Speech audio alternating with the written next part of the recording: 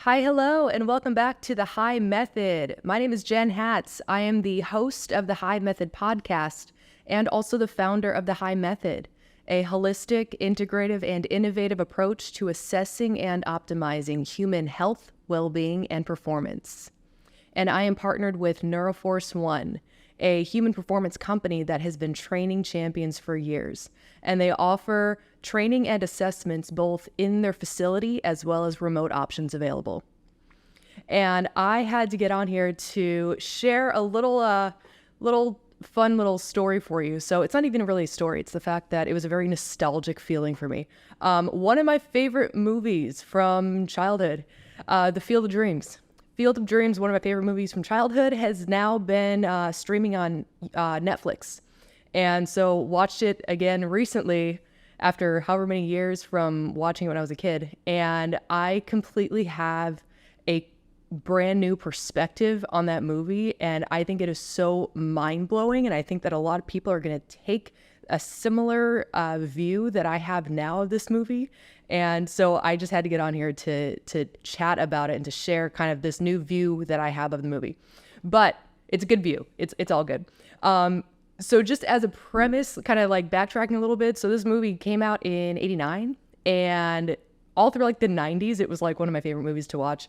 I think a lot of people all probably feel the same way-ish. I hope that it's a phenomenal, kind of a positive movie, about like kind of following your dreams, and the concept really even of the fact that it's a field of dreams, that it's like this field, this baseball field that he dreamt up, that he had, the main character Ray, that he had this kind of like urge to do something, and he followed it, and it was like this vision he had, like a literal vision he had of this field, and this voice that he was hearing, if you build it, they will come, kind of a thing. And so he kept getting this urge, or this kind of pull to do something, a call to do something, and he followed it. And even though others were questioning him and his sanity about it, he kept going and kept following it.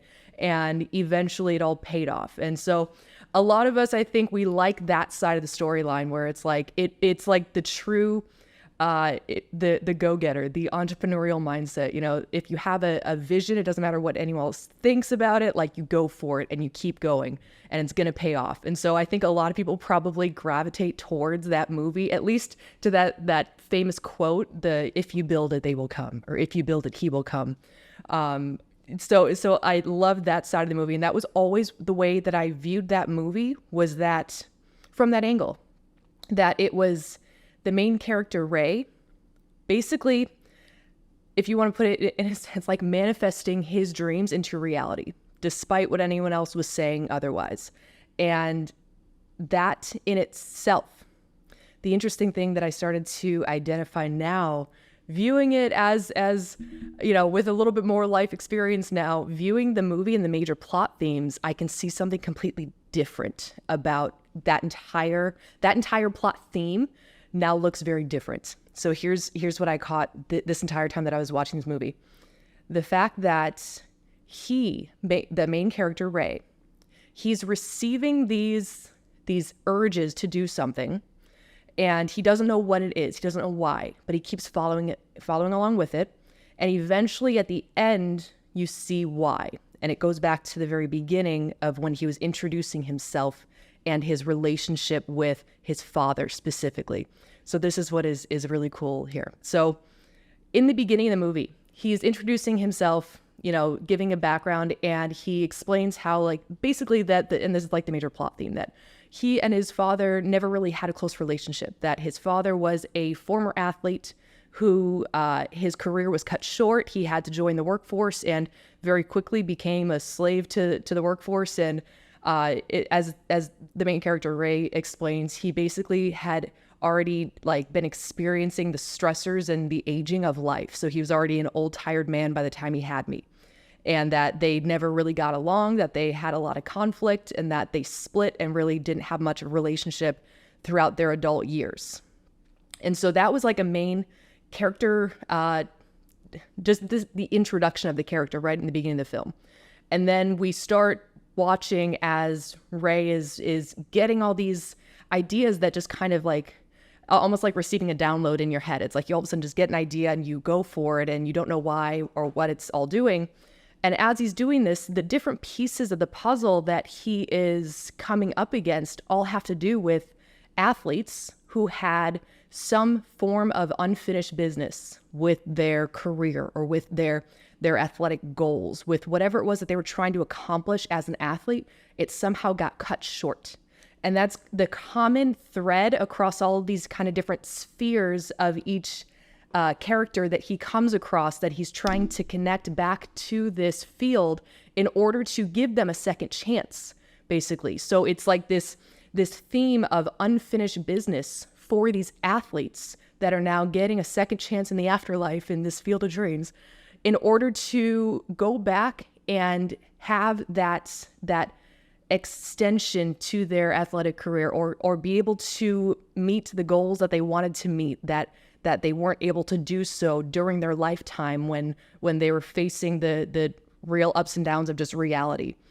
And so that in itself is like another theme that I was identifying. I'm like, man, this entire movie is about unfinished business, first of all, and specifically unfinished business for athletes who feel like they got the short end of the stick with their athletic development, with their athletic career. They feel like something got in the way of them fully realizing their full potential as an athlete.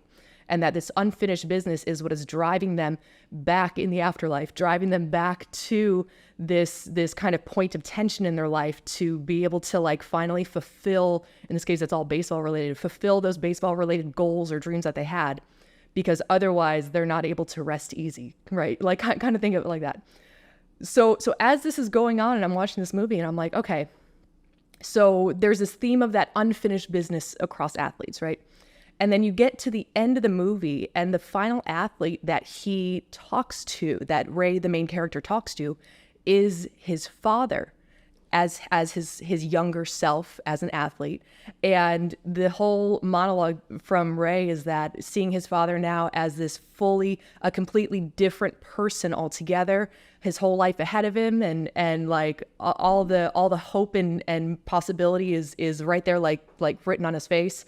And so right then and there, that's when Ray, the main character, now has this new chance to initiate a relationship with his father. And that's exactly what like the I guess the point of completion for that entire conflict in the plot is the fact that this otherwise dysfunctional relationship, or a relationship that never even happened, is now able to happen because this man, specifically Ray's father, was able to kind of go back in time in a way and to be able to fully realize his goals and his dreams as an athlete in this case. So really, so just to kind of take it a step back here. So really the idea that it's like the field of dreams, as a kid, I always visualized it as it was Ray, the main character, that it was his dream to create this field and that he did it and he accomplished it. So that go-getter, that entrepreneurial spirit, if you build it, they will come. So I always visualized that was the dream being realized of building this field. In reality, the field of dreams is about fulfilling the dreams of others. Ray was just the point of connecting dots for all of these unclosed cycles that all of these other characters had. He, this entire time, was following along with these thoughts and ideas that he was having, not knowing why or what the goal was, what the outcome was. He was just the dot connector for all of these other characters, all these other spheres that were otherwise unfinished. They had this unfinished business. And so the field of dreams was not his dream. It was everyone else's dreams. So I thought that, first of all, was amazing because it gave me a totally new perspective on the fact that you can absolutely accomplish that much more through others and through helping others. First of all, that it's not necessarily your specific dream. It's how you can play a role in that coexisting with other people, with just a collective. And I'm like, oh my God. So I got so excited when I saw that theme across the board.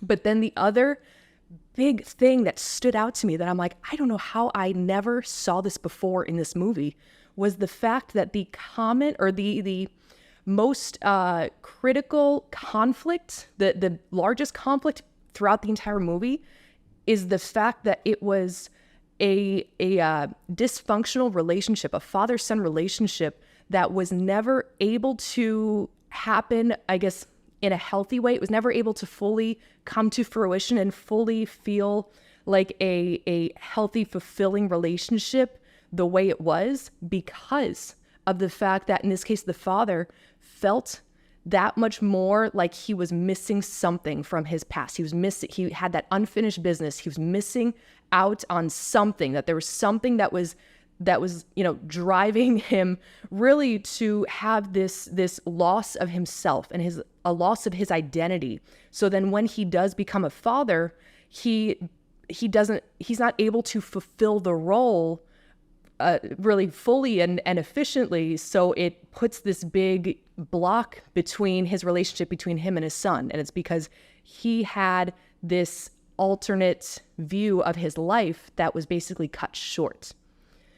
That, I think, having a perspective of that now, after working in athletics and working with athletes specifically, I have that much stronger of a perspective of what that looks like and what that feels like, where having everything about you center around your identity as an athlete, and then there is the inevitable end to that chapter of your life. And there is the inevitable change of what you do for a living and who you are on a daily basis. And for athletes specifically, the common theme that you see across the board is that when there is that change in their occupation, there's also this loss of self or a loss of identity, because all they had was to identify as an athlete. And by far, like, the most common occurrence when there is that change in their occupation, when they're no longer a full-time athlete, more often than not, it's not because they fulfilled all the goals that they wanted to. More often than not, it's because something got in the way. Something happened that had to stop them short of maybe a much longer career. It's very rare for an athlete to actually have the long, fulfilling, fully accomplished career that they feel proud of and that they feel proud to walk away and start a new chapter. That is a very small sliver of the population of athletes.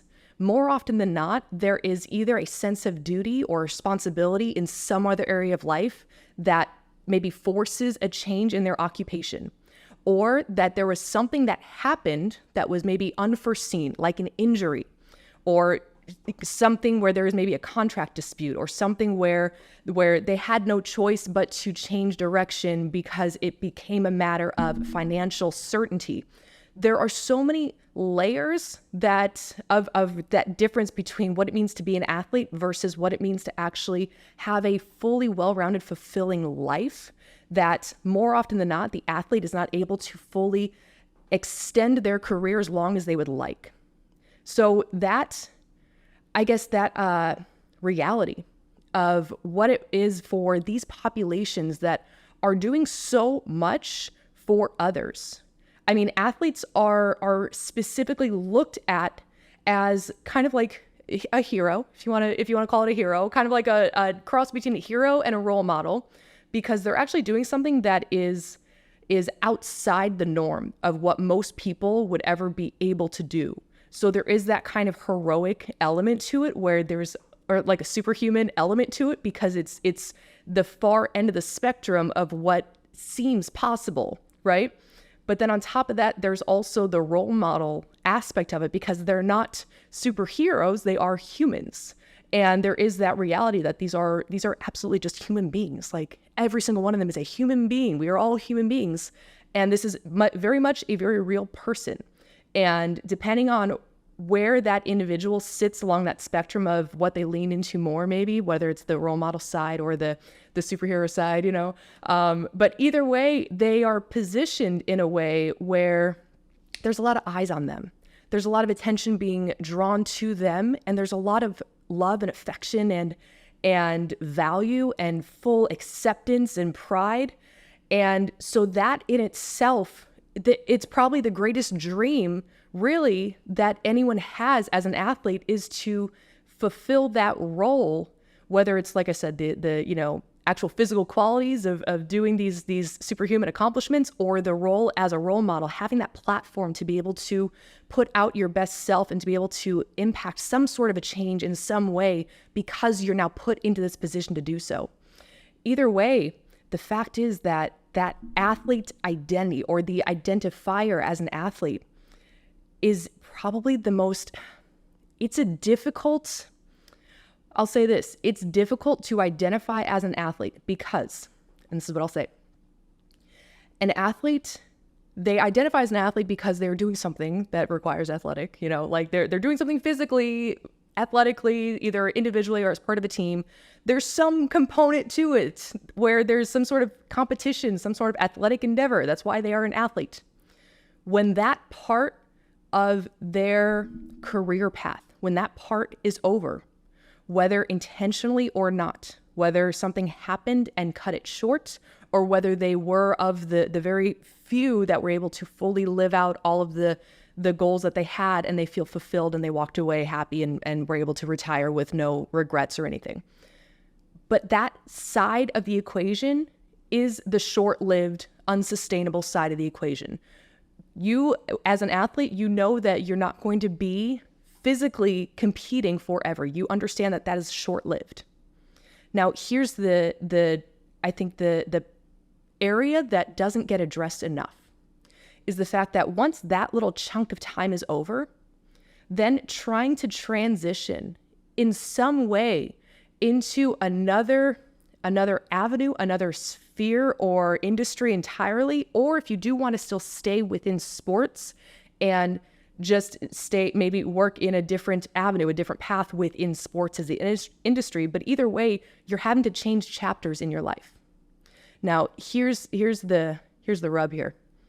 So as an athlete, you are coached, not only as an athlete, you're coached, but you're also coached up on how to make that transition and how to, here's the thing, leverage your athletic career, your athletic history, whatever you did athletically, to leverage that, to use that identity as an athlete in order to position yourself appropriately professionally, in order to give yourself an elevated platform, in order to help you stand out from the rest competitively, professionally.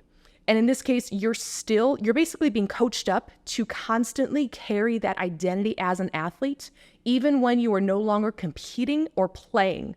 So it's like you cut out the actual joy out of it, right? If you want to think of it like your childhood joy of living out the competitive side of it, the athletic side of it, playing the game itself, you basically cut away that side of it and said, okay, you still identify as an athlete because that's going to help you to get ahead in some way professionally. Whatever industry you want to work in, you still need to identify as an athlete because it's going to set you apart from the rest.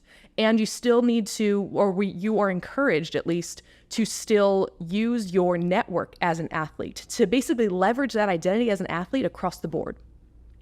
If you can imagine psychologically what that does to an individual who is told, you're told, hey, that chapter of your life is closed.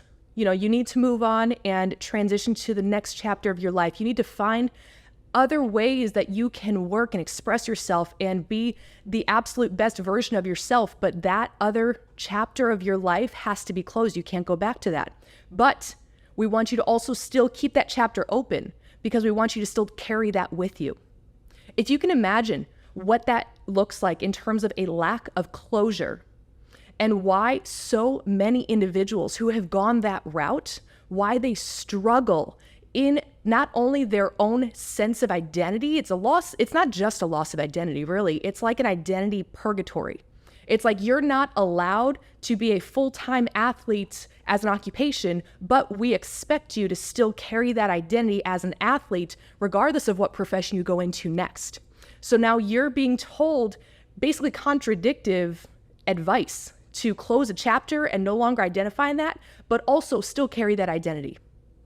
So that in itself, not only your relationship with yourself is at this standstill because you don't know who you are then. You're trying to figure out what that next route looks like and who you are when you're not an athlete, despite still being an athlete.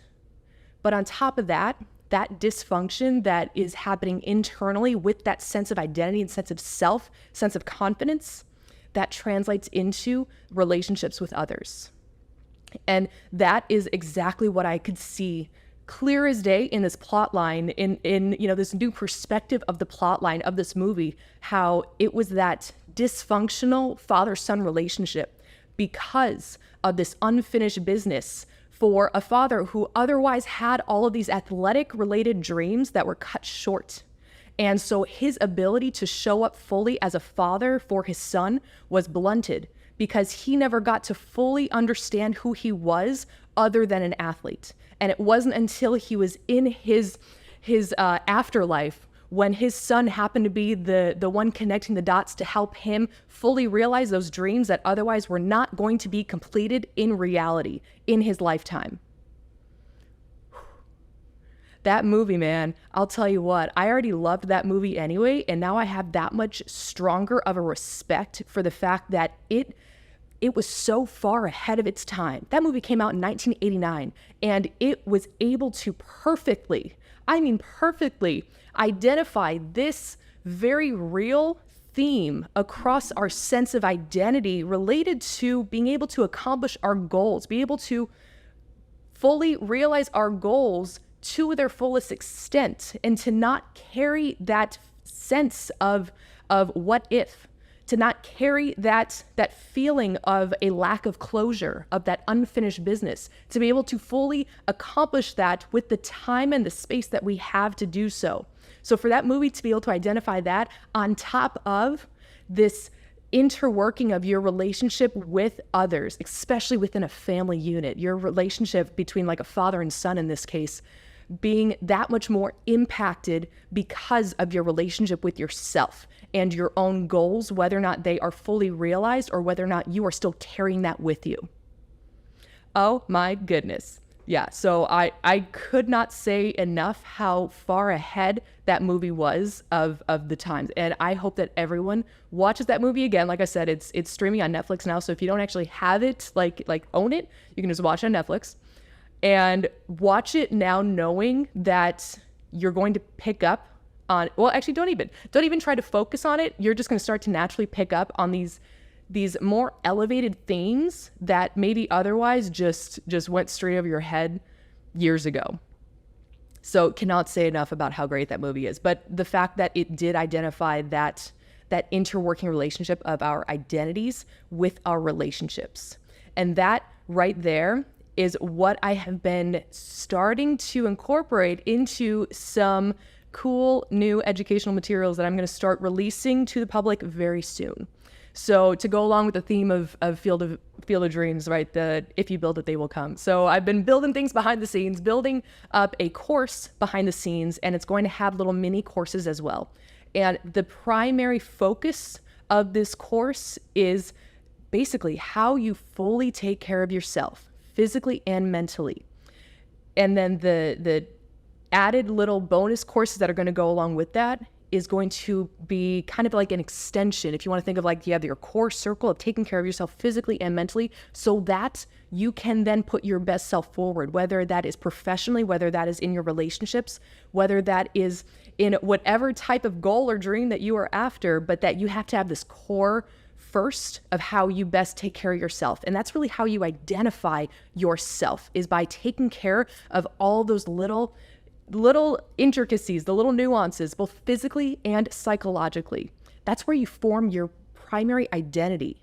That's how you build that relationship with yourself. And it's only from that fully efficient, fully realized relationship with yourself that you can then start to expand that circle out and include your relationships with others. That can be your family relationships, your platonic or personal relationships. It can be your professional relationships.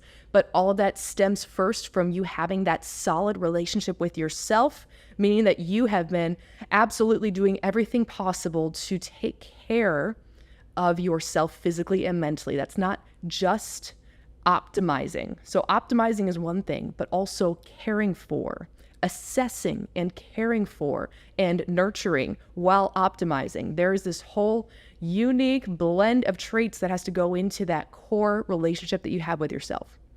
So that is what is coming soon. If you would like to have some updates and stay updated on when it's going to be released, I suggest that you drop, there's a link in the show notes that you can click on to join the email list, and you will get updated as I can get some updates out. The faster that I can get them out, then the faster you get to know about them.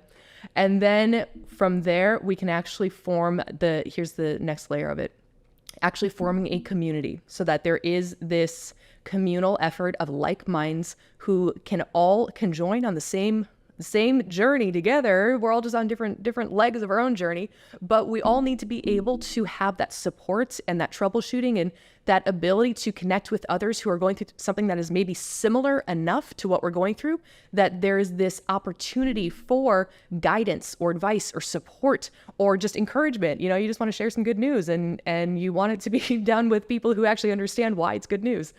You know, so being able to build that community on top of the course itself. So again, you can click the link in the show notes to stay up to date on all of the updates as they come out. And otherwise, I will talk to you guys again very soon. Bye.